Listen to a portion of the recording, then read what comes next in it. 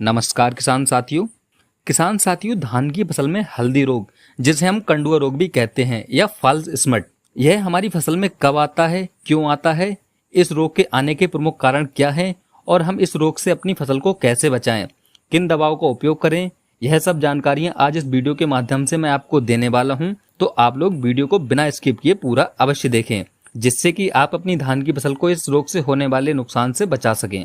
किसान साथियों, यह जो फॉल्स स्मट या हल्दी रोग हमारी धान की फसल में आता है, तो उसके कुछ प्रमुख कारण है, जैसे कि मौसम में 90% तक ह्यूमिडिटी का होना, तापमान की अगर हम बात करें तो 25 से 35 डिग्री सेल्सियस के बीच में तापमान का होना, और धान की फसल में ज़्यादा मात्रा में नाइट्रोजन का उपयोग करना। तो यह बीमारी हमें हमारी धान की फसल में देखने को मिलती है।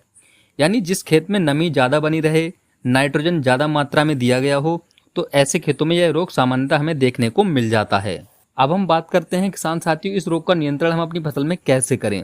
तो किसान साथियों, अगर आप कुछ सावधानियां रखते हैं तो आप धान की फसल में लगने वाली इस बीमारी से अपनी फसल को बचा सकते हैं। तो खेत में हमेशा ज़्यादा नमी ना बनाए रखें और फसल में आवश्यकता से अधिक नाइट्रोजन का इस्तेमाल ना करें। इन दो बातों का अगर आप ध्यान रखते हैं तो आप इस रोग से अपनी फसल को बचा सकते हैं। वहीं अगर बात करें किसान साथियों रासायनिक नियंत्रण की, तो आप अपनी फसल में बालियां निकलने की अवस्था से पहले निम्न में से किसी एक दवा का छिड़काव अपनी फसल पर कर सकते हैं। जैसे आप कॉपर ऑक्सीक्लोराइड का इस्तेमाल कर सकते हैं। इसकी 500 ग्राम मात्रा प्रति एकड़ की दर से पर्याप्त रहती है। कोर्टेवा कंपनी के कोसाइड फंजीसाइड की आप स्प्रे कर सकते हैं। इसकी मात्रा की बात करें तो इसकी 500 ग्राम मात्रा प्रति एकड़ के हिसाब से पर्याप्त रहती है। यूपीएल के कुप्रोफिक्स फंजीसाइड का भी आप इस्तेमाल कर सकते हैं। इसकी भी 600 ग्राम मात्रा प्रति एकड़ के हिसाब से पर्याप्त रहती है। आप इनमें से किसी भी एक दवा का स्प्रे बाली निकलने से पहले कर सकते हैं।